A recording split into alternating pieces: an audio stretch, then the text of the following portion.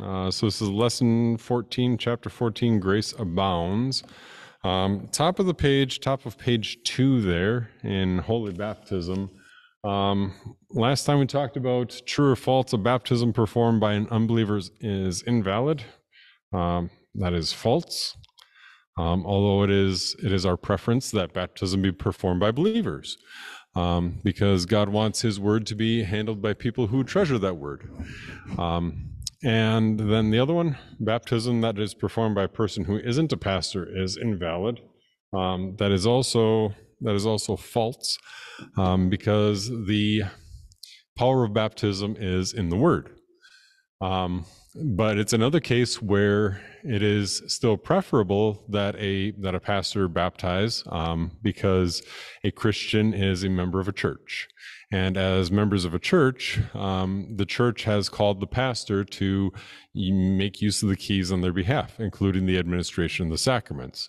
And so baptism is never a private thing. Holy Communion is never a purely individual thing either, which we'll get to in a few minutes. That baptism isn't a private thing, because the keys and the sacraments belong to the church. Therefore, they aren't to be just used by individuals privately within the confines of their own home. They're supposed to be used as a church. And so if somebody is baptized, like in the hospital, or, like we talked about last time, the hypothetical scenario, which is less hypothetical than most people realize probably, of, there's an emergency with this child who isn't born and in distress. Well, yes, baptize the child, or have somebody in the room baptize the child, and you don't need to rebaptize. But because it is a happy thing for the church, and also because the keys belong to the church, it is a good thing to have an affirmation of the baptism in the church.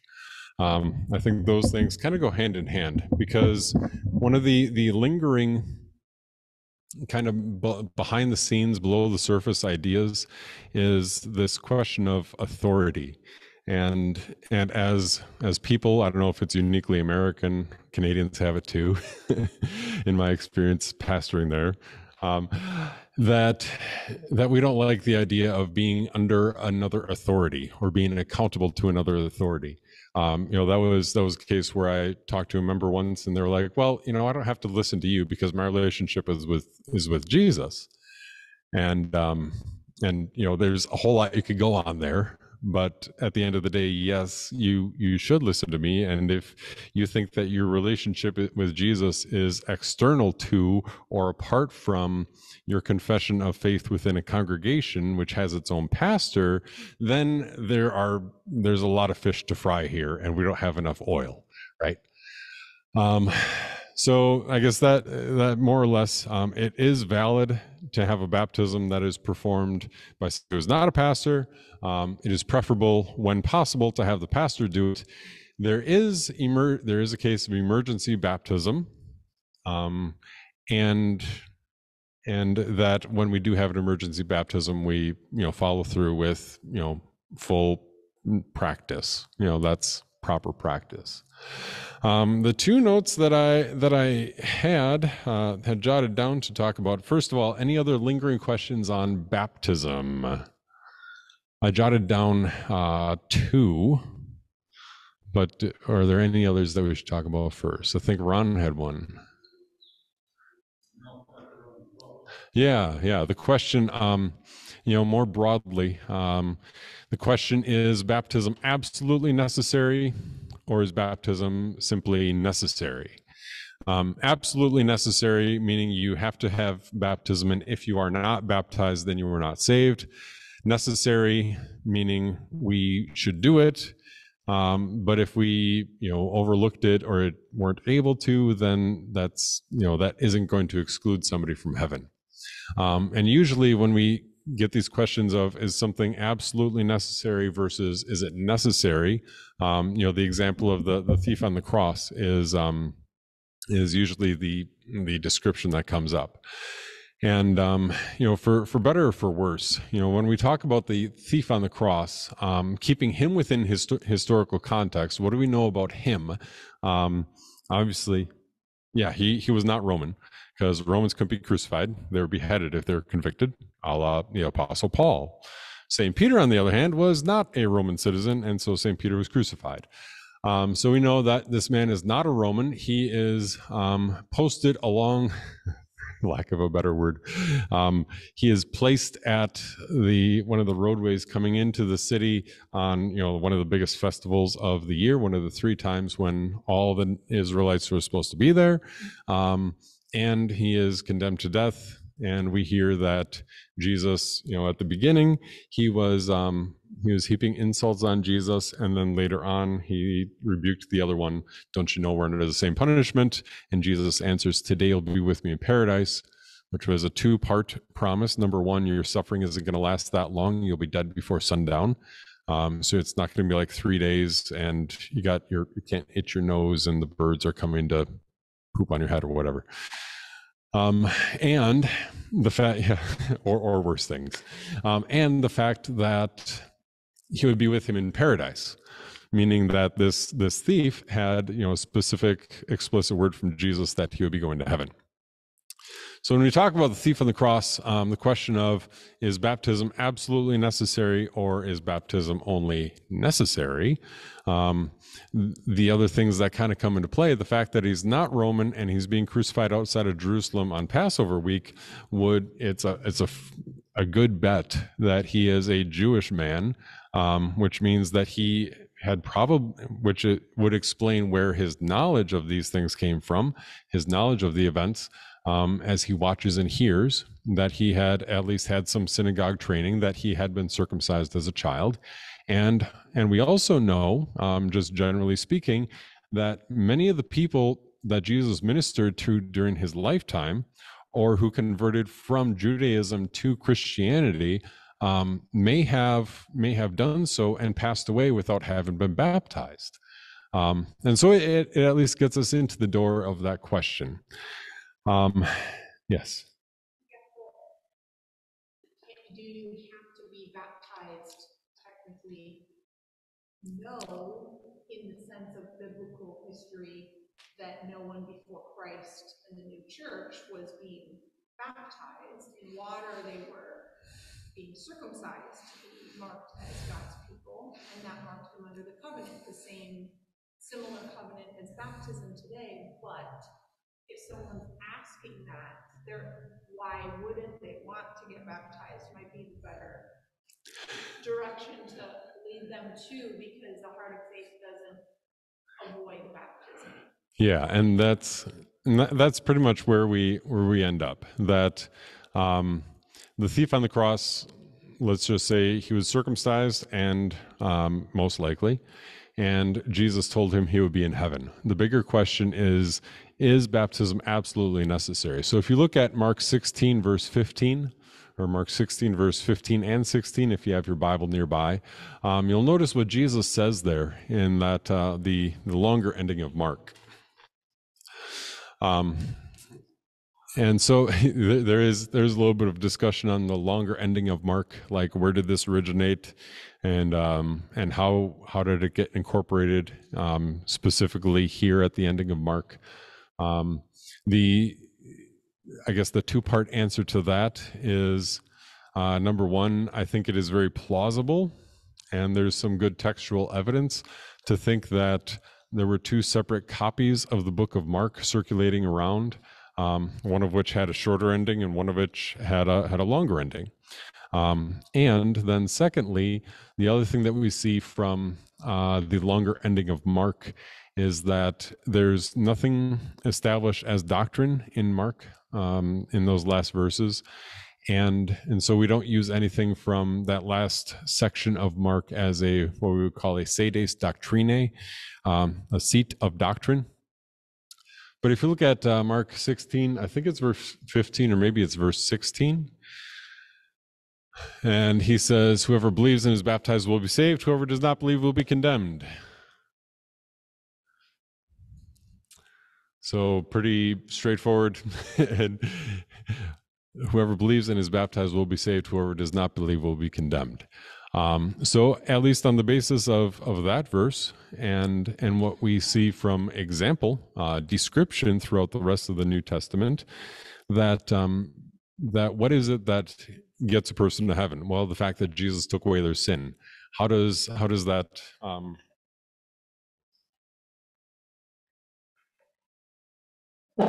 how does that righteousness become your own? Is through faith. And so what does baptism do? Baptism marks you as a redeemed child of Christ, child of God, and baptism is what God uses to create faith or to strengthen faith. And so if you look at this, let's see, where are we looking exactly?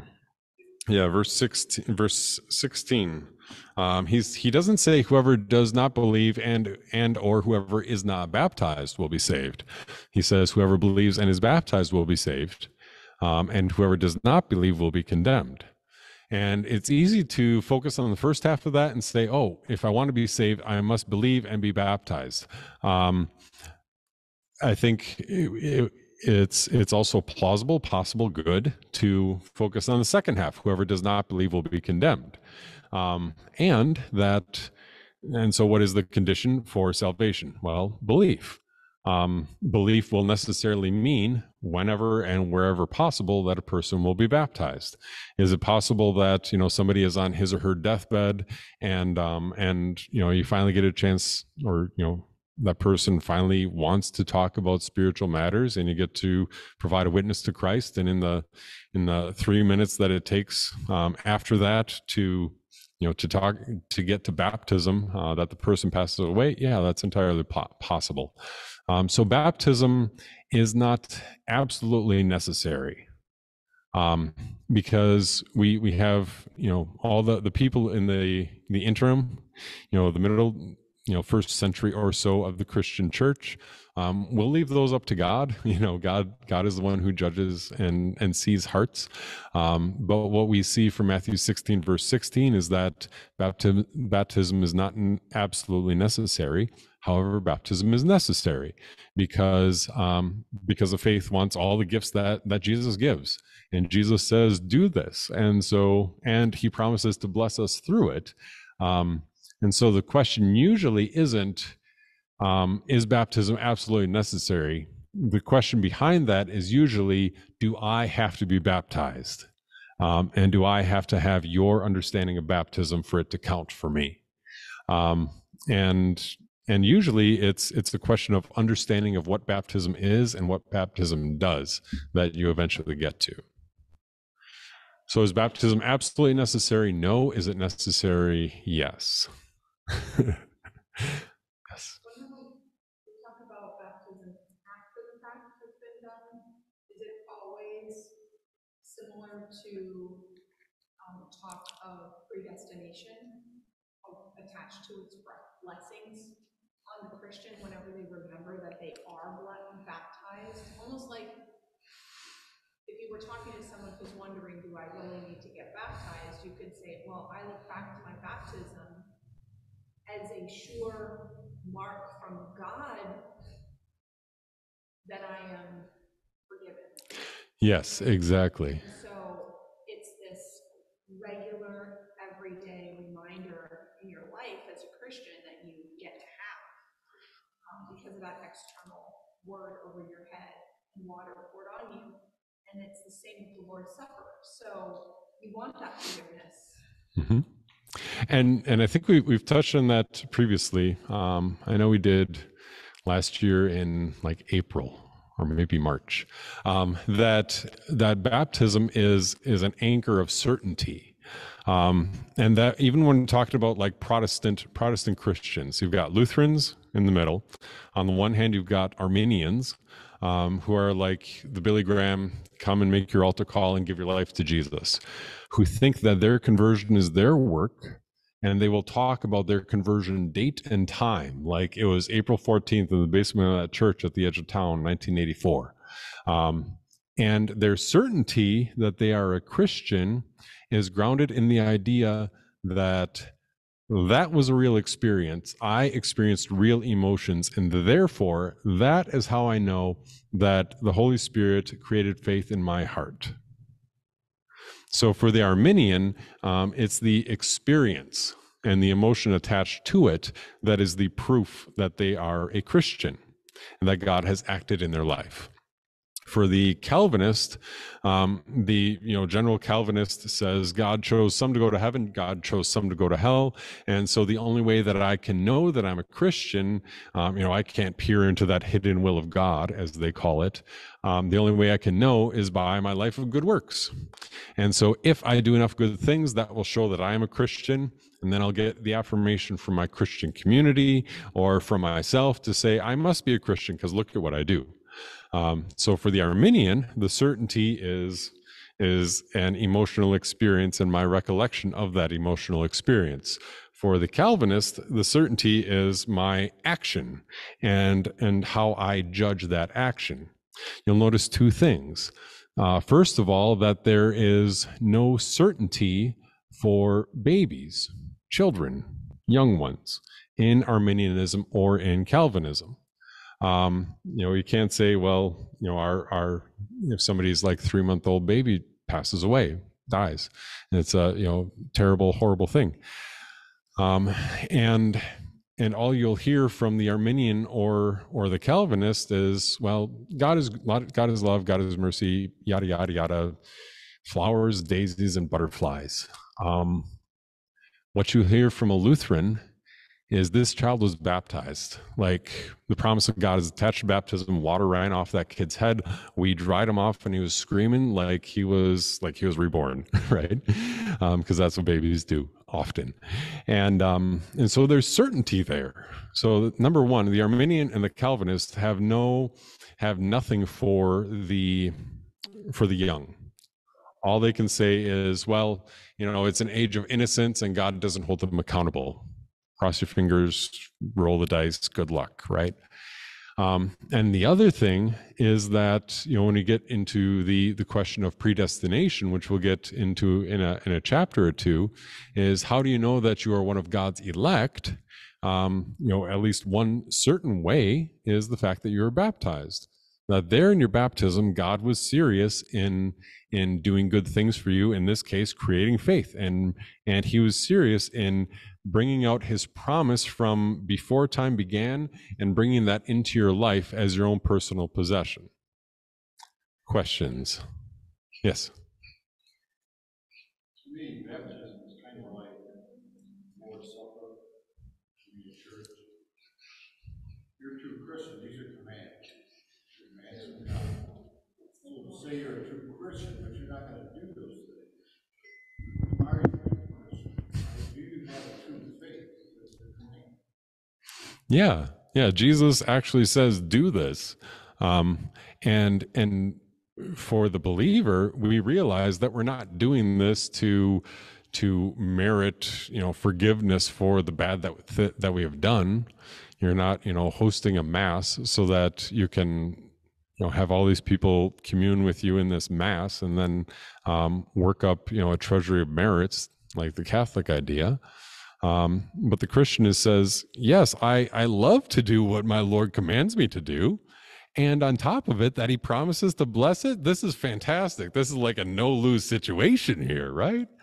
And in that sense, it's the sanctified Christian heart sees, worship, Holy Communion, Holy Baptism, prayer, fellowship together as all under the same canopy. That these are things that, they are necessary. They are things that your beloved Lord Jesus has commanded for you to do, and he promises to bless them. And there is no way that you're going to be missing out and losing out when we make use of these things. Definitely. And so, sometimes, there's one case, thinking back to a previous church where the father and the family didn't want their baby baptized. At least not yet, maybe when he's like 2 or 3 or 6 or pick a number. And it was before my time there, but the memory was still fresh. And he ended up the father ended up being placed under church discipline and then removed from the church under discipline. So we'll talk about church discipline when we get there too.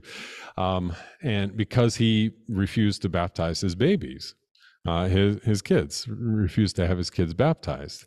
And especially in that point, when you're talking about children, baptism is similar to a parallel to circumcision in that it's the sacrament of initiation, the sacrament that marks somebody as a member of the nation of Israel, the sacrament that marks and makes a person a member of the body of Christ. Any other questions on baptism? Yeah.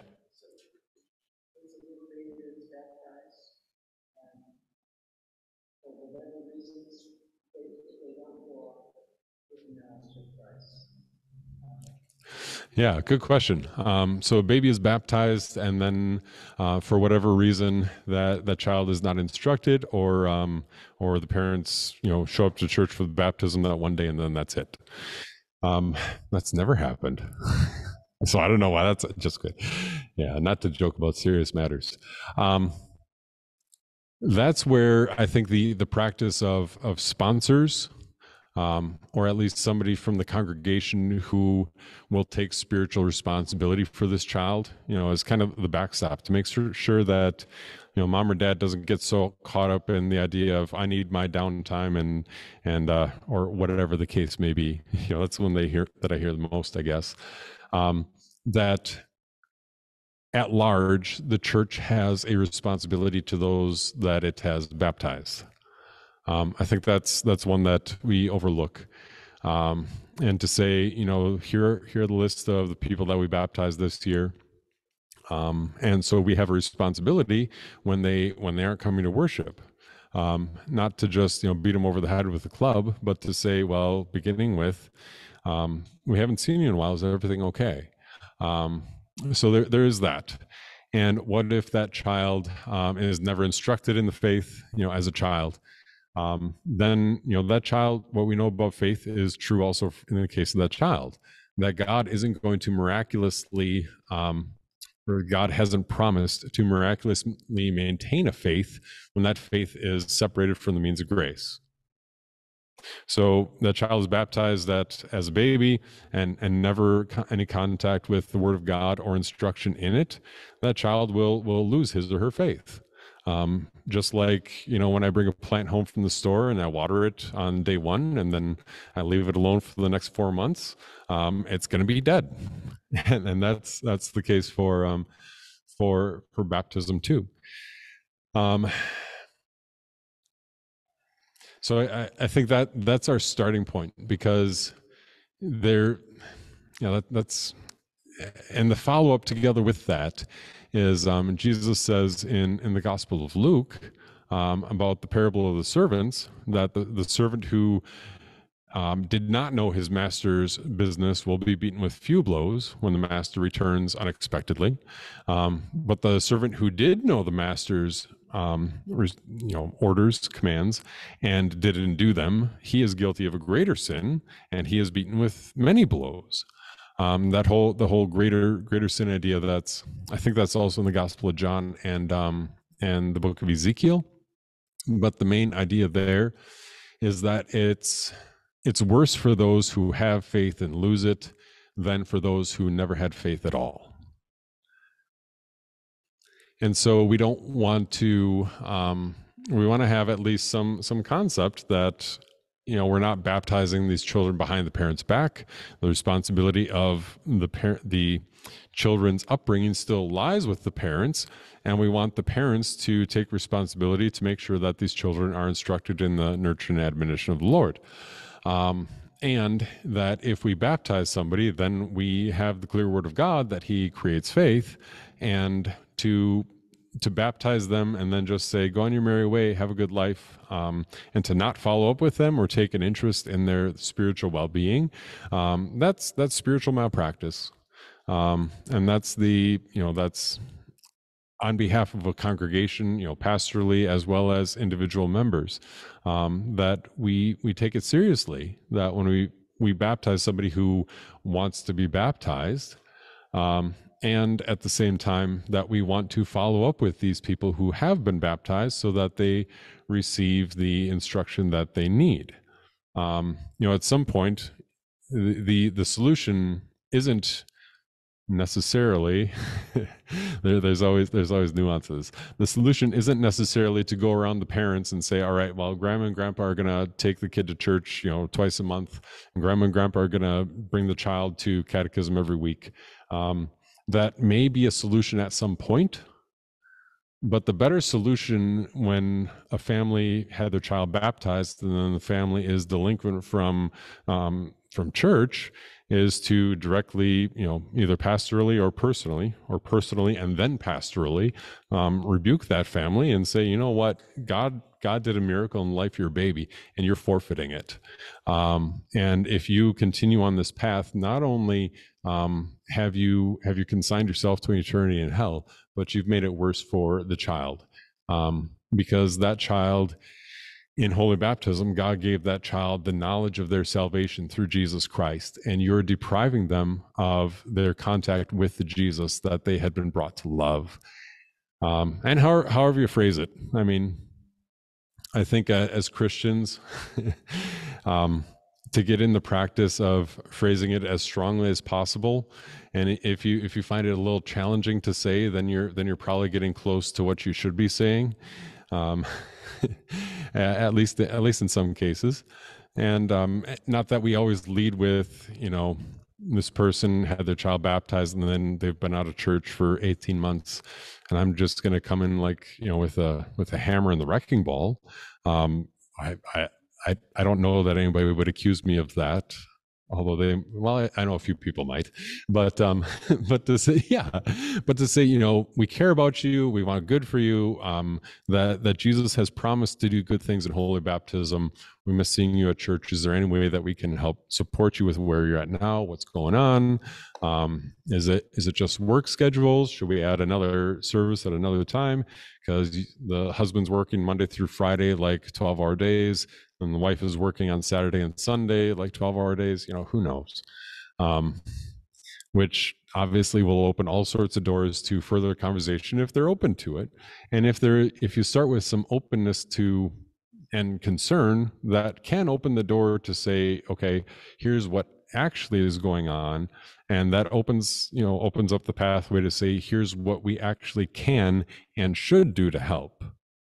And on the surface, it might look like, okay, family A, child baptized, haven't been in church in 2 years. Child B, baptized, also hasn't been in church in 2 years. You might end up with two different things that you do for each of those particular families, based on the unique circumstances. And that's where, I say, like, policy precedent and poll make for bad practice, that we don't just come up with a policy that if you haven't been in church for 15 months in a day, then we do this. And if you haven't been in church for 17 months in a day, then we do that. But that's the last part, is that it takes time. It takes usually like 3 or 4 tries to get a hold of somebody, and then maybe 2 or 3 conversations or meetings after that, depending. Yes. So yes, I've always seen it practiced, and at least I feel like it should be in the pastor's mind, that when he's confronted with the baby being baptized, if they're wondering, they're not members that would come and baptize their baby and understand why. If they're a new family, you would be educating those parents at the same time, hopefully. You'd be trying to get them into a membership class to really explain what this new responsibility is, because pagans don't have that responsibility. They don't know they have it. And so they're not used to going to church. Mm-hmm. And so to them, often, might look like once every 6 months. They're like, look, dude, I can barely feed my family, let alone go to church. So to them, they haven't grown up with it. They don't know this. They're not connected with that many Christians, maybe, who live it regularly, and they get to see that in those Christians' lives. So you might be dealing with someone who's generationally not Christian, and it would take a lot of encouragement and love and seeing structure and order in their Christian friends' lives for them to be like, oh, things are working out there, and I wonder why. And more time with those friends, maybe take that friend out to the park, spend more time. so they can see your Christian kids and the way you talk to them and talking about Sunday school or whatever. Yeah, and I think that's an excellent point that, pastorally,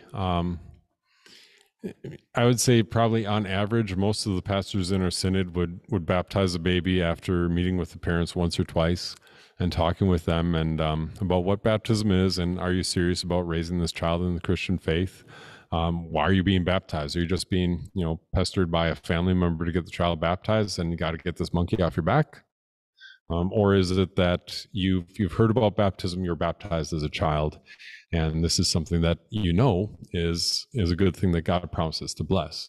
And I think you also brought up a good point, talking about a Christian community that generationally, if somebody has a Christian in their family tree, they at least have an example they can think back to. Like, grandma was there every week.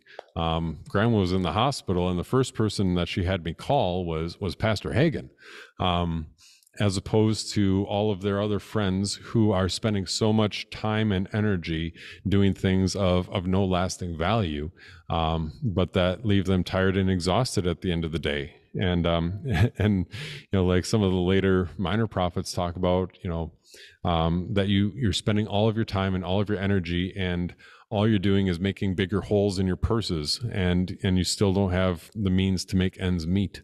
Maybe there's something else going on here. And I guess that's where a Christian congregation and a Christian community could potentially be a place where somebody new to the faith interacts with Christians and begins to see, oh, there is something different about this.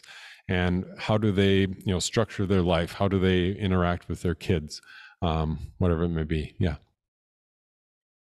So, expanding on what Desiree said, we have classes like foundation and construction, whatever. Pregnancy doesn't just, there's a 9-month stretch there typically. So maybe there's a group, like these small groups, whatever, maybe there's a group of all these expectant parents that need, and so not necessarily putting another class on your schedule that's probably extremely full, but in a group where they get support from each other and maybe even develop some kind of community within themselves that helps support each other, and as the babies are born and whatever, I don't know, maybe it already is. I'm older and not in the middle of all whatever is going on. Yeah. It sounds like a good support system. Yeah, and I think that's a fantastic example of one of the ways that a church could kind of spontaneously just have people that are at the same or a similar stage in life or whatever it is, and they have the same set of natural concerns, and hopefully the Christian has a little bit more guidance or insight, and having developing some deeper connections that way. I think that's definitely a good thing. It does bring to mind, like one of our churches in downtown Milwaukee. It's been a while since I heard about this, but probably about 12 years. But they've got a large church of 800, 1,200, something like that, fairly sizable. And so they do 3 services on a Sunday morning, plus 1 on a Saturday and 1 on a Monday, and they try to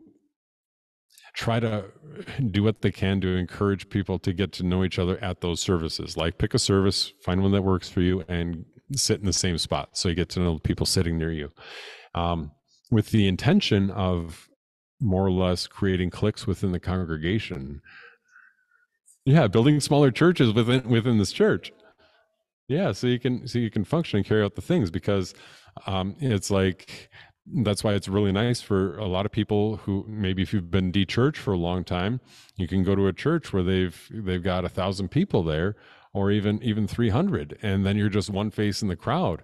But if you're one of 80 and pastor knows your name and remembers your name, or had somebody prompt him for your name, yeah, we don't want to be Cheers. We don't want to replace like the local bowling alley like that, where everybody knows your name.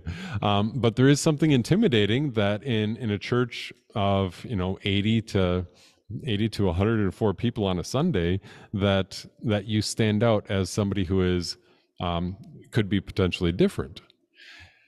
And I didn't have a whole lot to add other than that it also gets into the broader question of the way our society, at least in my opinion, has been pulled apart by our schooling schedules, our work schedules, by inflation, and by zoning.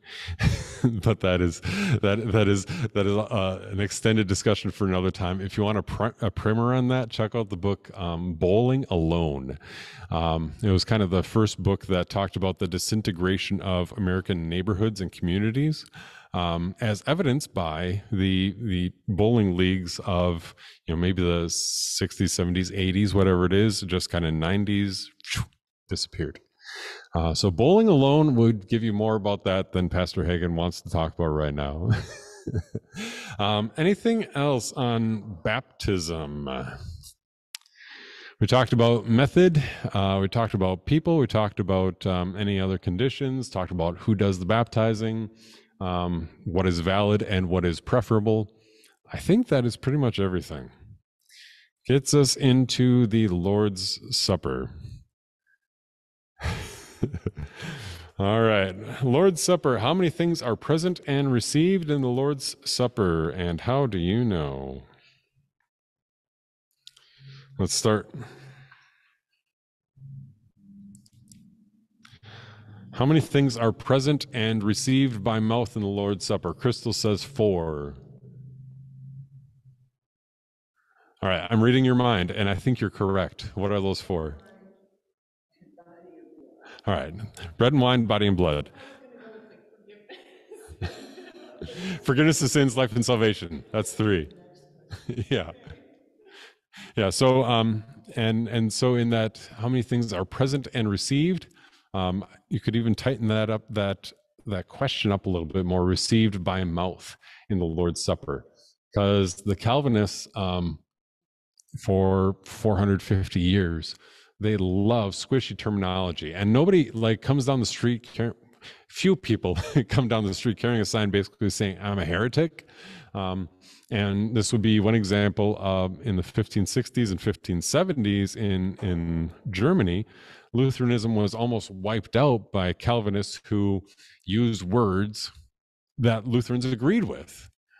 And the Calvinists said, "Oh yeah, every person who comes to the table receives Christ in his fullness, together in, with, and under the bread and the wine." And it was actually, it's called the crypto-Calvinistic controversy, and it prompted it was one of the things that prompted the writing of the Formula of Concord. So if you have your Book of Concord at home, or we have some here if you don't have one, go to the Formula of Concord part and then read the history to that. It's fascinating. I don't remember it all, but it was like as close as you get to cloak and dagger skullduggery in Lutheran history. And so the question that really outed the Calvinists in this was reception by mouth. Because the Calvinists would say, "Oh yeah, every person receives Christ in the Lord's Supper. That they're up there, you go and get bread and wine." And then the Calvinist idea is they have a deficient Christology, that they say, well, Jesus is fully God and he is fully man, but he can't be in more than one place at once, just as you or I can't be in more than one place at once, because he's man. And that's where I always add as the footnote that the Gettys, Keith and Kristen Getty, are Calvinists in their theology. And Calvinist theology then would say, well, Jesus is up in heaven and we're down here, and so Jesus can't actually be present in the Lord's Supper because he's up in heaven. He's confined in heaven, and we're down here. Yeah, and so the Calvinists would say, and they came out with their own order of service, and the Calvinistic ruler said this is what all of the Protestant churches should use, and it was terminology that the Lutherans were like, yeah, sure, yeah, that works. It's a little bit different than we're used to, but we're good. And then it was finally outed that, oh, it was basically the Calvinist ruler cooperating with Calvinist theologians to try to overthrow the Lutheran churches and more or less exterminate Lutheranism by force, by compelling them to use wording that they didn't set off any alarm bells. And so the Calvinists would say in the Lord's Supper, you eat and you drink, and your soul ascends to heaven to commune with Christ. And so the Lutherans said, okay, but what do you receive by mouth? What do you receive by mouth? Is Christ's body and blood and the bread and the wine. In, with, and under. Is it in? Yes. Is it with? Yes. Is it under? Yes. Can you see it? No. Can you put it under a microscope? No. And see it? And even with the wafers that Pastor Hagen has chosen to buy, we don't buy the wafers with like the image of Christ on the cross imprinted on it. We just get the simple wafers that have a little cross on it. Not that it's a huge deal, but if I'm the one buying them, then I'll buy the ones with just the cross, because if you just have this picture of here's Jesus imprinted on this wafer, that is a really small Christ. and it could lead to thinking of Jesus and communion too little, rather than the fullness, and leaving it at least ambiguous enough in the artwork of the wafer to say that, here's your Lord, that he promises to be in, with, and under. I know that's getting kind of like all the tiny little picky details. In our area, so if you do They are. members with that history come over, they are riddled with hearing these things all their lives, and Yeah. there needs to be a distinction so that they notice the difference, because they're at the malls and everywhere. They're everywhere. I usually call, pretty much every church that is not Lutheran has some form of ABC theology. ABC, Arminian, Baptist, Calvinist. No, they're Arminian. They kind of straddle the fence. So it's just easy to remember as ABC. That's all your community churches. That's the Baptist church, First Baptist, Second Baptist, Third Baptist, whichever one you go to. So the question, we had, the believer receives by mouth Christ's body and blood together with bread and the wine. What does the unbeliever or the unrepentant receive by mouth when he or she comes to the table and it is communed? Trouble. Yeah, same thing. Same thing. Yeah, so believer and unbeliever, even a child, receives by mouth in Holy Communion the exact same thing, because it's there by virtue of Christ's promise, Christ's body and blood together with bread and the wine. That was one instance sometime in the past decade, where a mother had brought her child up, and the child was starting to get antsy during the closing blessing, and the mother just handed her little individual cup to the baby, or this little child, and thinking nothing of it, just hand the kid whatever he needs so that he calms down and doesn't make a scene right here. Like, I get it. Well, I don't. I shouldn't say that I do. And so that was like, well, time out. Your child, do you know what you're doing? Your child doesn't know what he's doing. And so what we have every person receives all four things: Christ's body and blood together with the bread and the wine. The believer, the one who comes in faith, the one who comes in repentance, which is faith, receives the spiritual blessing of forgiveness. The unbeliever, the one who comes in impenitence, the one who has no intention whatsoever to stop their hidden sin, I don't care what it is, that person puts himself or herself under God's discipline, under God's judgment. So in 1 Corinthians 11, you have the word discern. I like the way some of the ways that the King James did it there. The word is diakrino, which is discern. So krino is to judge, diakrino is to judge more thoroughly. And so it comes pretty much directly into English as discern, one who does not discern the Lord's body and blood. Or you could say judge, the one who does not recognize is the same basic idea, but it's not as strong, I guess. And so, as part of our practice of the Lord's Supper, then we want to, ensure that we are coming in faith. And well, that's why we instruct you. That's why we, every 3 or 4 times a year go through personal preparation for Holy Communion. And that's why every single communion service, whether private, I come to visit, commune somebody in the hospital, or public, begins with the confession of sins, confession and absolution. And yeah.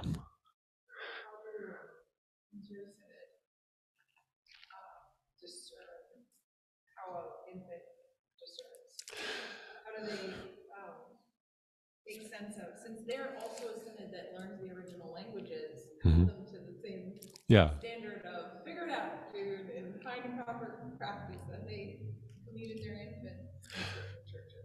There are some in the, I don't know if they've been disciplined and corrected or not.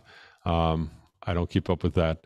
In the very ultra-conservative Missouri Synod, which was also kind of the ultra-conservative wing of the Wisconsin Synod up in the Livonia, Southeast Michigan circuit, probably about 15, 20 years ago, let's say 20 years ago, who were advocating for, and in some cases even practicing, communion of their infants. And in that case, what they predicated communion on faith.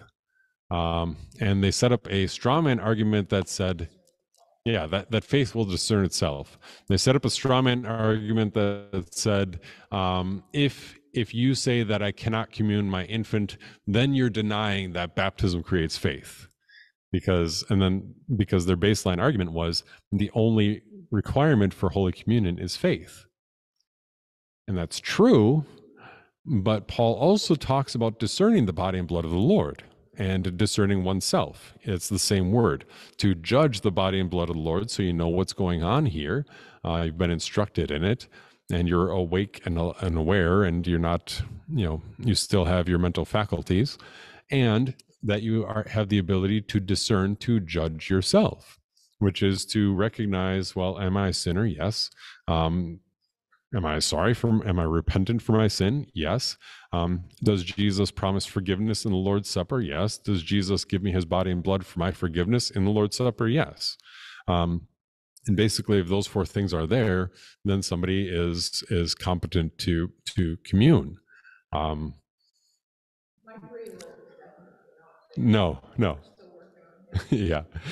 And so, I talked about this today with a household where they've got an older daughter who isn't quite at her age level, but she's very warm, affectionate, nice girl. And I had mentioned, we should talk sometime if you'd like, to see if this daughter would be able for communion, confirmation.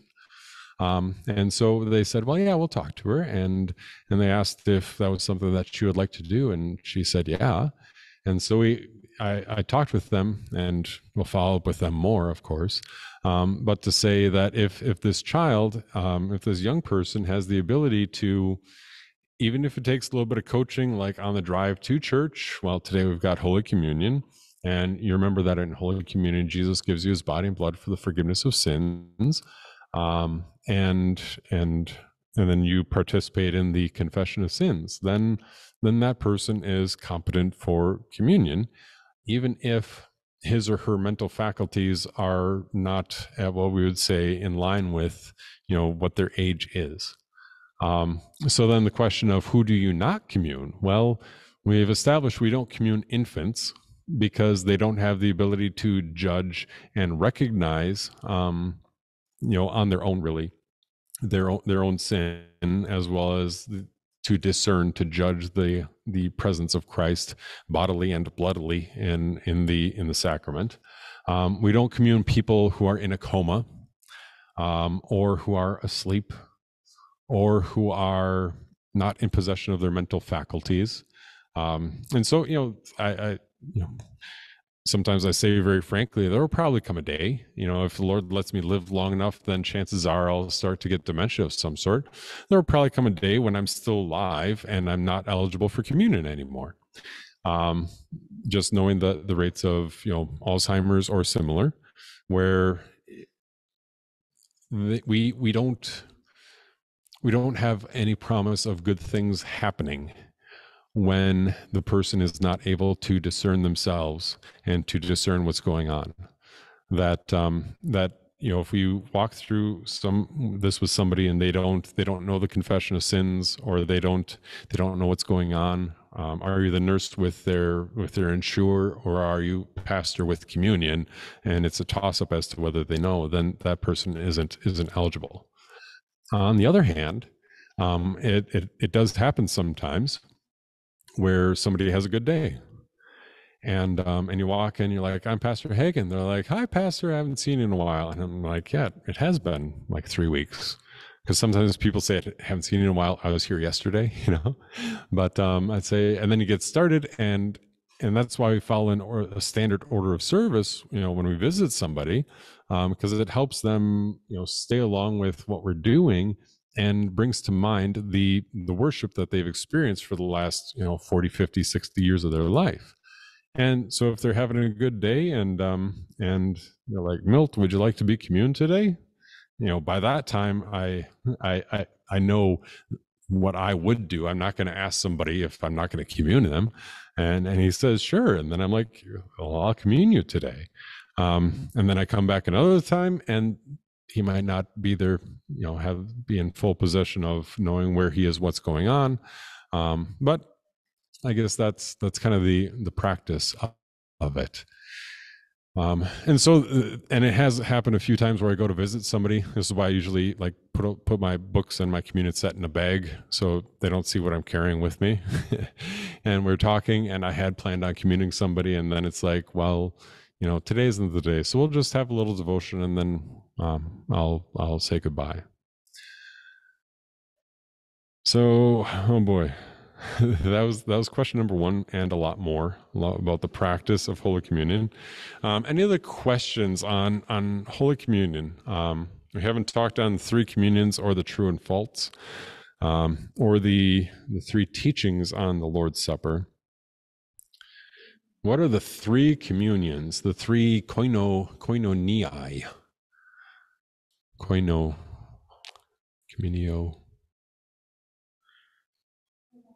Communii, 3 communions, the 3 fellowships. The first is the communion, or the fellowship, the sharing together. I guess that is a fantastic translation for it.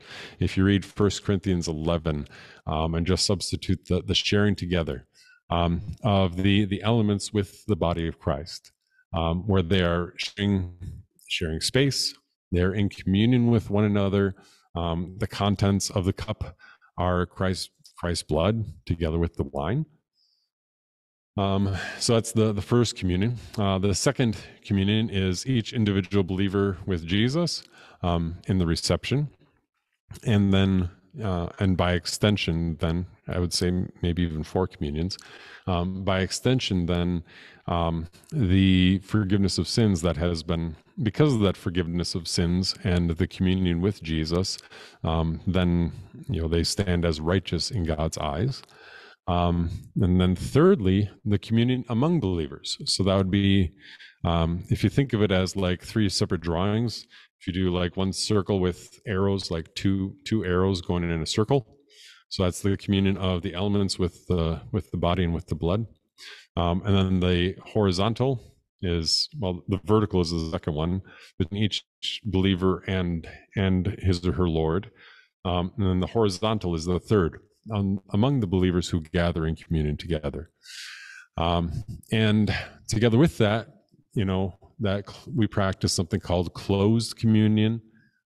There's a strong push in the 90s to refer to it, well, not as closed communion. That sounds so negative. Let's refer to it as close communion, because we just drop the D off, then it's a different word, right? That it's close communion, and really can't be close unless it's closed. right? So let's not play games about this. Let's not be, yeah, yeah. Let's not, yeah. Give communion to 5,000 when you're Christian.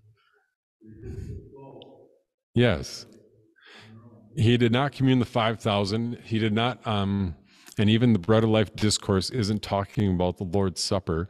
And he communed the 12 who were instructed, the 12 who by their confession were united in faith with him and were repentant. Because sometimes the other question that comes up, well, was Judas there or not? Matthew, Mark, Luke, and 1 Corinthians include the Holy Communion account in each of them. Luke makes it sound like Judas is there, or maybe that he isn't there. I think Luke makes it sound that he is there. And John doesn't tell us. John just passes over that entirely. You know, he's writing like 30 years after everybody else, 40 years. And he's like, you guys got that covered. I'm going to talk about this other thing. But the bottom line is that it doesn't matter if Judas was there or not, because Jesus uses the same standard for communion as we do.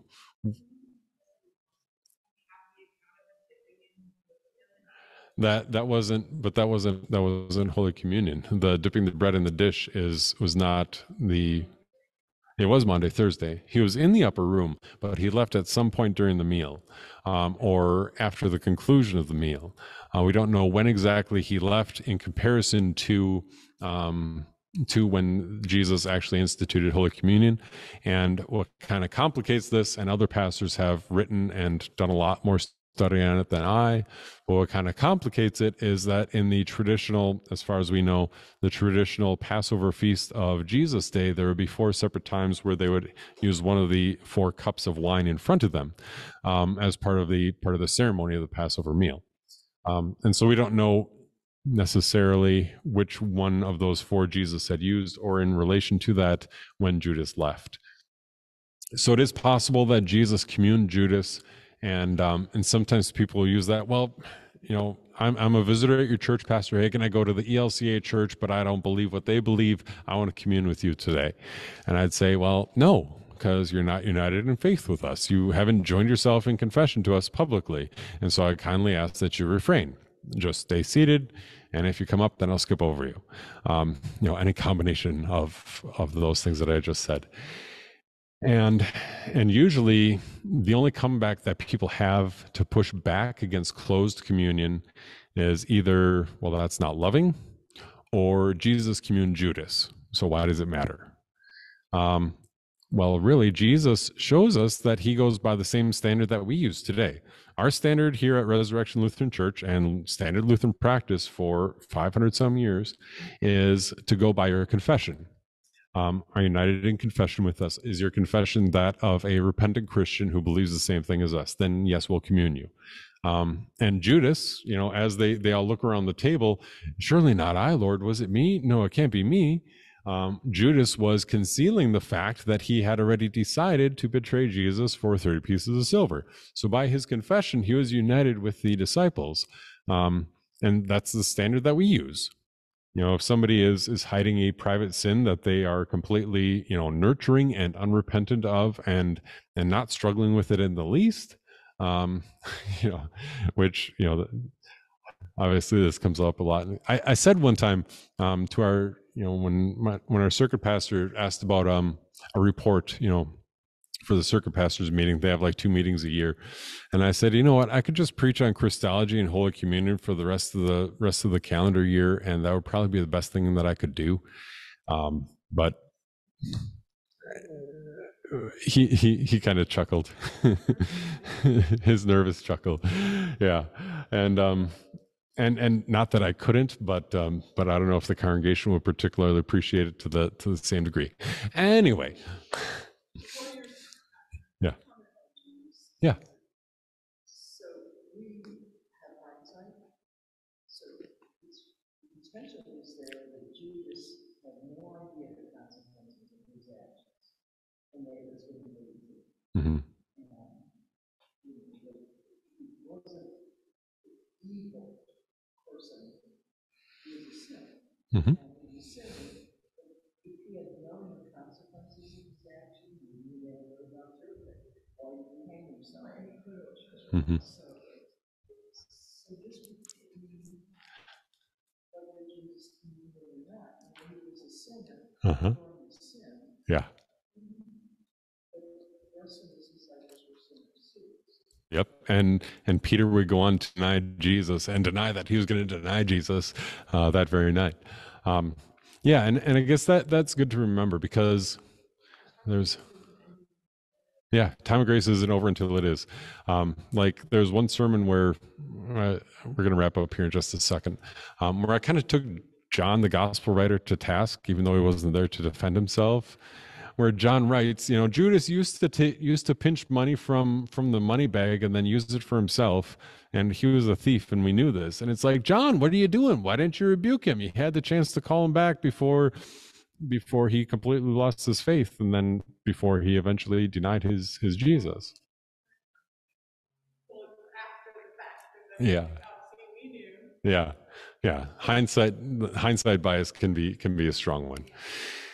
So anyway, I guess that will wrap us up for tonight. Next time we'll pick up with the 3 different teachings on the Lord's Supper, and then true and false, and a myriad of other practical application, doctrine and practice kind of questions.